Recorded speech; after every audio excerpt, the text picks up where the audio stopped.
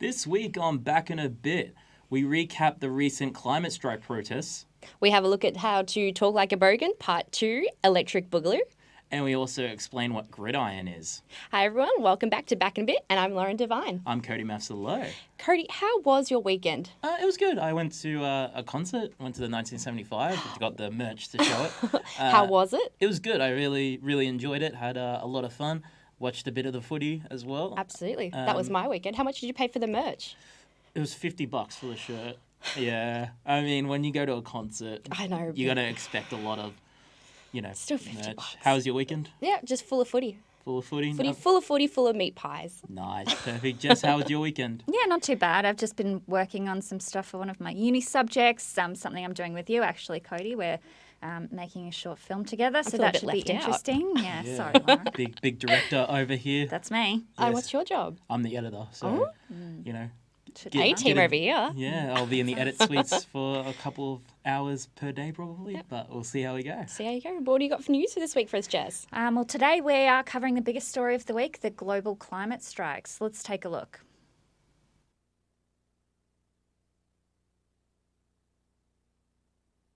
This week has seen what some have called the largest global protests ever, with people from around the world striking to demand action on climate change. Globally, around 4 million people are estimated to have participated in the strikes from over 125 countries.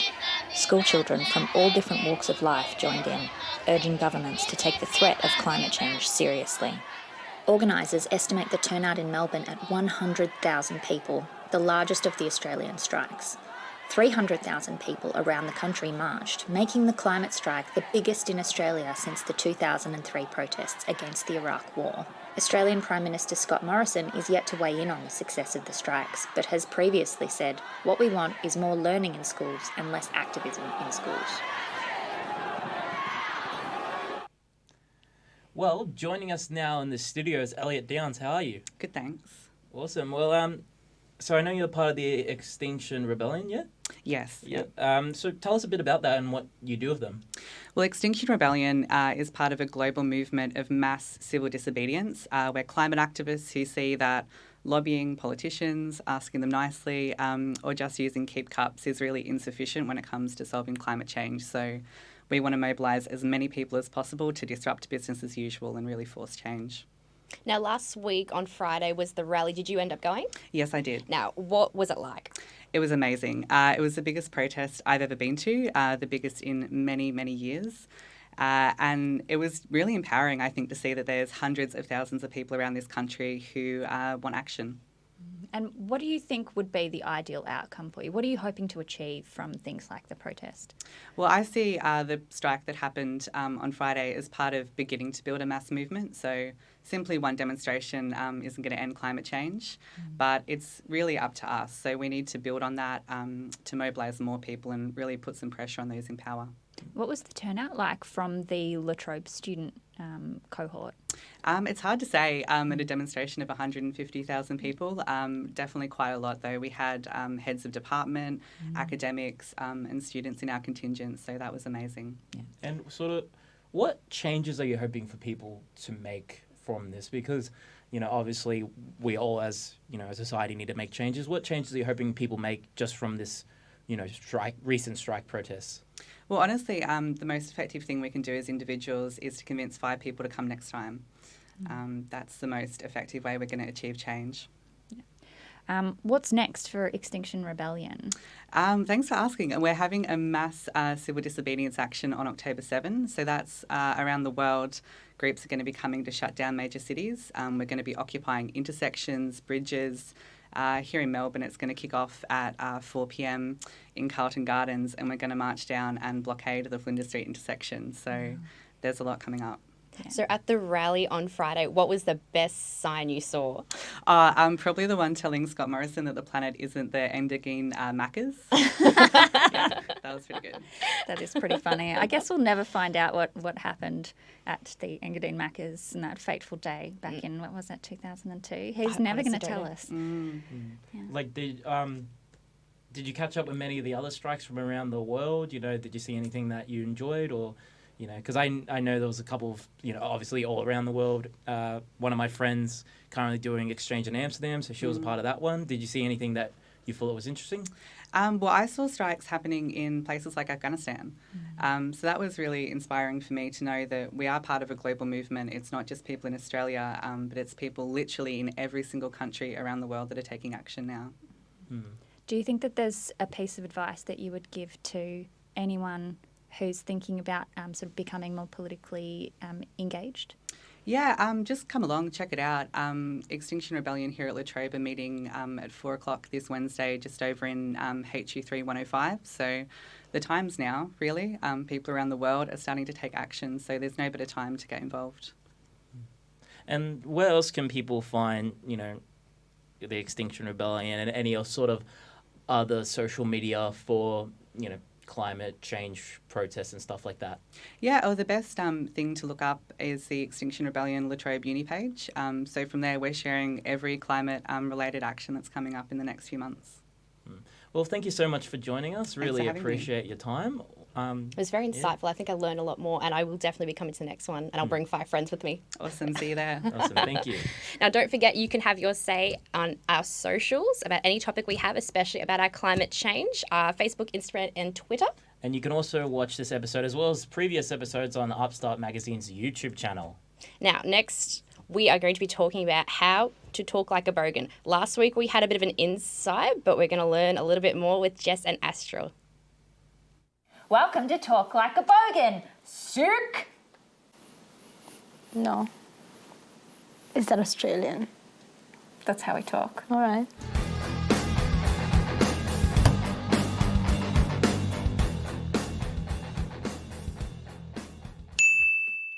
A few roos loose in the top paddock. A few roos loose in the top paddock basically just talks about someone who is stupid or crazy. It's called crazy, right? It's just You could. It's too long for. Yeah, but that's how language works. All right. English is better. English is better? Yeah. This is English. I don't think so. This one's a good one. So there's 2 parts to this one. Okay. There's goon bag. Oh, goon of fortune. Yep. Oh, this is that. I've heard of this one somewhere. Do you know what a goon bag is? Douchebag? No. No. No. It's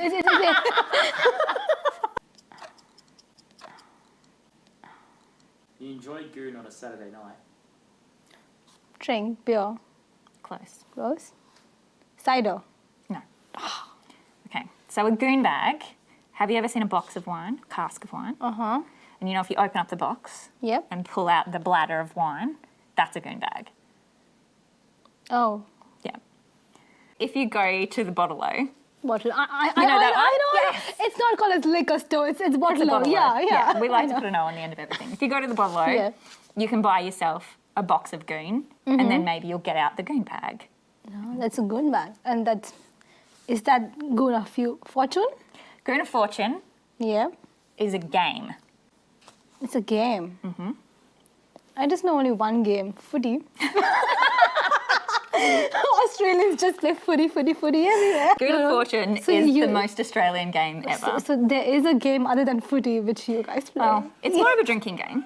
In Goon of Fortune, you get your goon bag, you get your Hills hoist. Do you know what a Hills hoist is? No idea. Okay. It's the washing line, the one that spins around Okay, in the okay. backyard. So you go to your Hills hoist, you take your goon bag, you peg it. Oh, okay, and then Yeah, and then you've got like a group of people standing around your Hills hoist, and then you spin it, and whoever lands on it, however many times it's spun around, you have to scull from the goon bag for that long.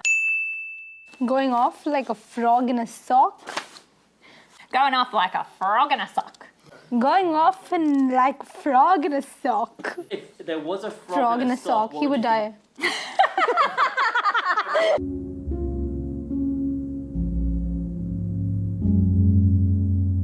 What do frogs do? They go off. They hibernate. No, they don't. That's bad. No, to go off like a frog in a sock is to like Hide go, somewhere and then sneak. No, no, go crazy and like bounce around and you know. But how would a frog bounce in a sock because he's stuck in there? He's in the sock, but he's bouncing, so he's like, oh, I have a frog in a sock. Oh, I know what the shoe is. Shooey, shooey, We should do it maybe. Yeah. Yeah, we'll do a shooey. Yeah. It's disgusting, but okay. So tell the nice people at home, what's a shooey? So shoey is something you can. It's done in the graduation or something. You drink through the shoe. Yeah, you take your shoe off. Yeah. Pour a beer or whatever you've got into it, and you drink it. Yeah, that's it. As a means Yeah. of celebration. So. Yeah. So Post Malone did a shooey recently, and nobody was surprised because he's gross. So gross. Yeah. Not the shoe, Post Malone. Doing a shooey. Chanda. Chanda. It means vomit. So you vomit. might chunder after you do a shooey. Yeah. Well, thanks for joining us for Talk Like a Bogan. Sick. No, I don't like it. I think we kind of, don't think about how our slang and traditions can be completely foreign to other people.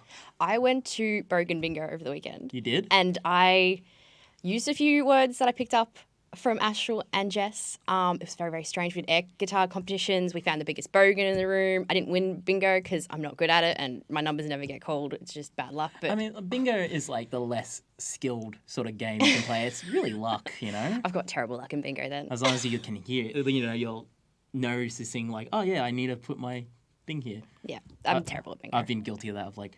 Cheating? Not cheating, no, just like, I didn't realise my number was called. Yeah. Well, no, there was a lot of cheating happening. They had to play Nickelback every time someone would call bingo and they'd come up and they obviously didn't have bingo, so then they got Nickelback down again. Nice. I love it.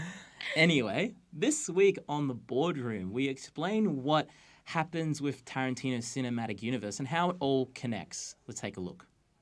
In this day and age of cinematic universes, it seems almost like any franchise wants to be connected to each other, whether that be successful like Marvel or struggle like DC is up to the creators. Yet there's one cinematic universe that has grown in popularity, and that is the Quentin Tarantino cinematic universe. In this episode, we are going to look at the TCU and how it all connects. I'm Cody Masson-Lowe, and this is The Boardroom.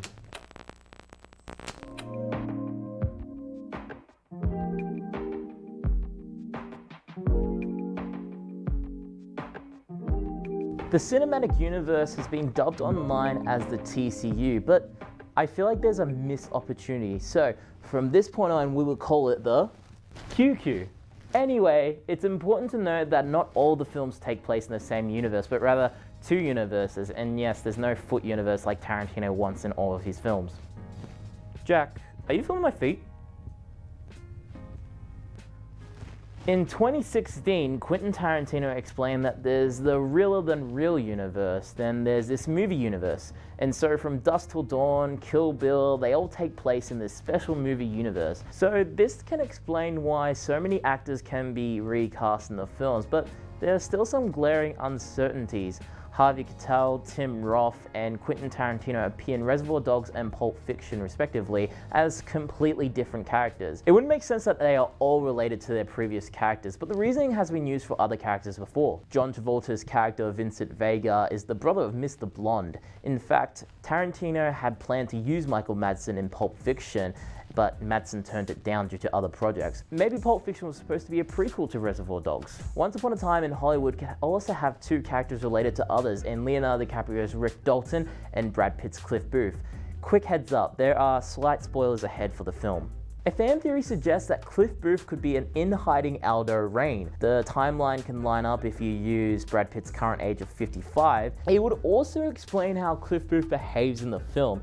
He at times seems distant, with a rumor being that he killed his wife. There's also the fight scene between him and Bruce Lee where he comes across as equal. If he was Aldo Raine, then the scene would seem more plausible. While there is no proof or outstanding connection, the fact that Rick Dalton's accent sounds Southern or Midwestern may connect him to Calvin Candy from Django Unchained. However, with very little evidence, it's safe to say that this cannot be confirmed unless Tarantino himself confirms it. But there is also one defining proof throughout the films that connects the QQ and Once Upon a Time in Hollywood together. It's something that connects almost every film. It's Red Apple cigarettes. Red Apple cigarettes feature prominently throughout the QQ. This This includes Pulp Fiction, Kill Bill, Death Proof, and The Hateful Eight, meaning the cigarettes have a long and lengthy history. Cliff Booth also smokes the cigarettes throughout the film. The QQ is one of the most detail-oriented and intrinsic cinematic universes. Take Inglourious Basterds. While the film is an alternative history piece, it changes the aspects of all the films. The fact that World War II ends with American soldiers and French rebels ending the Nazi party in one night changes how people in the universe would see the war. There's also the fact that Hans Landa, the big bad guy in the film, would be the good guy in history. That's it for the episode. If you want to see a longer version, you can go to youtube.com/upstartmagazine, where I take a longer look into how all these films connect with each other. I've been Cody Mafsalo. Thank you for watching. So, Lauren, do you like the Tarantino films? I love Tarantino films. My favourite's got to be Pulp Fiction. Pulp Fiction. Pulp Yeah, Fiction. that's a really good one. I really like Inglourious. Inglourious is awesome. Did I you speak Italian. Italian. Margaret. I really like that scene. It's just amazing. It's classic. Classic. Anyway, sports presenter Brodie Styles takes a look at what Gridiron is and explains to us, what the sport is. Let's have a look. We've spoken a lot about football on Back in a Bit, but not the football that most Australians are familiar with. Instead, we've spoken about this one, more commonly known in Australia as American football or gridiron. It has these funny gloves, these funny pants, and these shoes that look somewhere between a soccer boot and a basketball shoe. But what's exactly it all about? I've put together a little demo to show you exactly how gridiron works. Each team has an offensive and defensive side, made up of 11 players each. As well as this, there are special teams, but we'll get to that part later. The goal is for the offense to move the ball from one side of the field to the other, ultimately getting it into the end zone for a touchdown. The offense has 4 plays to make up 10 yards. Each play is called a down. If the offense makes the 10 yards using their 4 plays, then the downs reset and they have another 4 attempts to make another 10 yards. This continues until they reach the end zone or the defense stops them on 4th down. This can be done using either running plays, where the ball is handed to the running back and he tries to take it as far upfield as possible. Alternatively, the quarterback can pass the ball to a wide receiver or tight end. However, the ball can't be passed forward after the ball is passed where the play began. If the defense manages to stop the offense on 4th down, then their offense will come on and the other team's defense will take place instead. Then the cycle continues. Of course, the defense can get their offense on the field in a different way as well. If they manage to intercept a pass without it hitting the ground, then it automatically becomes a turnover. Alternatively, if they manage to knock the ball loose and force a fumble, and one of the defensive players manage to recover it, then they'll take over on offense then. Finally, as mentioned before, each team also includes special teams. This is generally a kicker and a punter. On 4th down, it is common for teams to punt the ball to try and pin the oncoming offense as far back as possible. Or, if they're close enough to the end zone, they will attempt to kick a field goal with their kicker. This is worth 3 points rather than the 6 from a touchdown. So there it is. Hopefully it all makes a little bit more sense now. I'm Brodie Styles from Back in a Bit. Joining us now, do you want to explain who your coach is? All right, so here we have Michael Bryan, president of the Northwest Raiders Gridiron Club in Tasmania. Mike, how you doing? We're just having some audio problems here. Yeah, sorry. But Michael, what is your history with gridiron? Sorry, mate. What is your history with gridiron? I got involved about 3 years ago. A friend of mine basically told me it'd be good for me. So I wasn't very keen. I've always watched the game and all that sort of stuff. Rocked up to my first training session, got to hit a few people, and I was in love. Went from there, just being a player in the first year, to being on a committee, to ending up being president of the club by the end of the first season. And pretty much now in my 3rd year coaching, president, treasurer of Gridiron Tasmania, you name it, I do it. I love it. Brilliant. And just what do you think is the best part about it, the sport in general? Just the inclusiveness of it. It's a sport that brings all sorts of people together that wouldn't probably normally be together. Different sizes, different backgrounds. It's just something that brings people together and gives everyone joy. And, you know, in the AFL, you know, you have your favourite team, you know, basketball, you have your favourite team. Do you barrack for any team in the NFL? Falcons, baby, unfortunately. No Cowboys fan like Brodie. Yeah, I'm a Cowboys fan, guilty of that. Yeah. And for the popularity of Gridiron going forward, what do you think the big step is in Australia?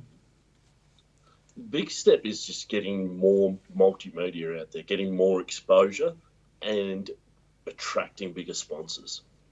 So basically for the sport to grow, it needs to attract more sponsors, which provide funds, and then it'll get more exposure from there. And do you think the popularity will grow in the future? Do you reckon that's a plausible thing?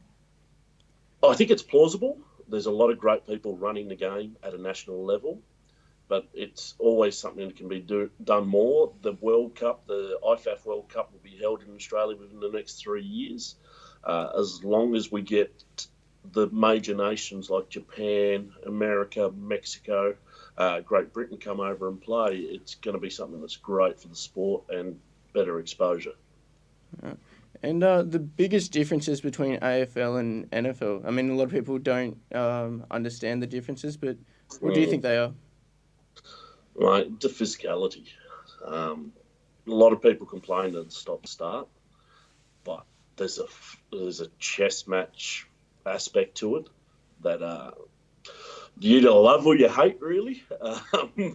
But it can be a very free-flowing game. The sound of pads hitting pads or helmets hitting helmets is something you won't hear in an AFL game. It's just the sheer physicality of it. It's just what attracts people, I reckon, more than anything. And some outsider fans, they, you know, have heard a little bit of this Antonio Brown situation. Sort of, what is your take on the situation? Because it's a very strange sort of, you know, it doesn't really happen in every day in sport, this sort of story.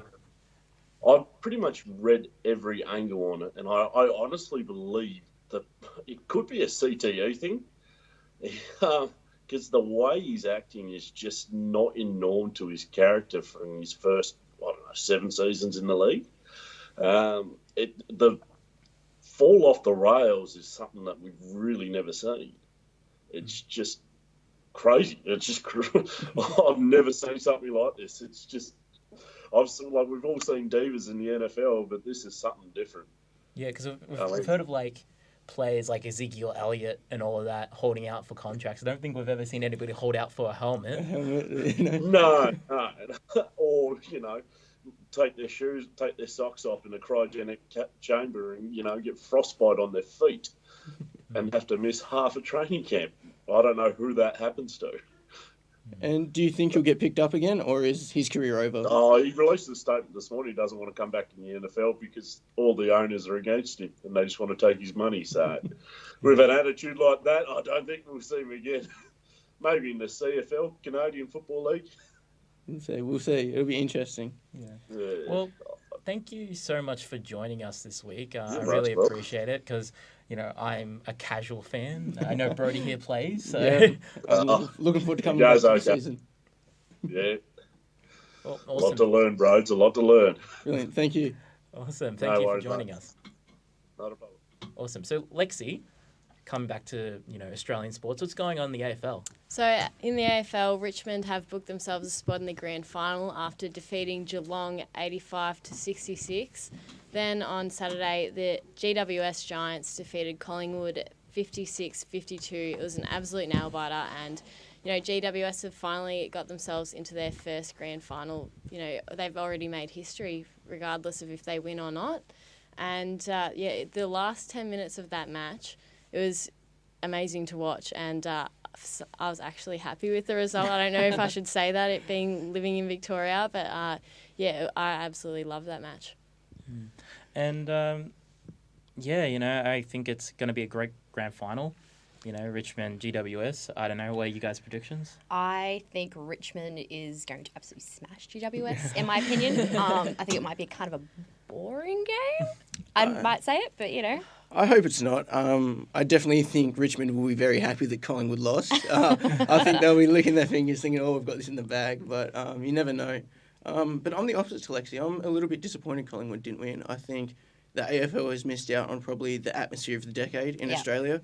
To have two Victorian teams, such big rivals, clash for the grand final would have been spectacular. But hopefully GWS can take it up to Richmond and really make some noise. Yeah, I definitely think it would have been a 50-50 split of the crowd. Now it's probably going to be a lot more Richmond. Yeah. That's it, yeah. There's a lot more Richmond fans today trying to pick up the GWS tickets just because they missed out. So we'll see how that goes. Yeah, and if GWS come away with the win, I have a feeling it'll probably just be dead air, like absolutely deadly silent if they win. So because that crowd will be majority Richmond. Yeah.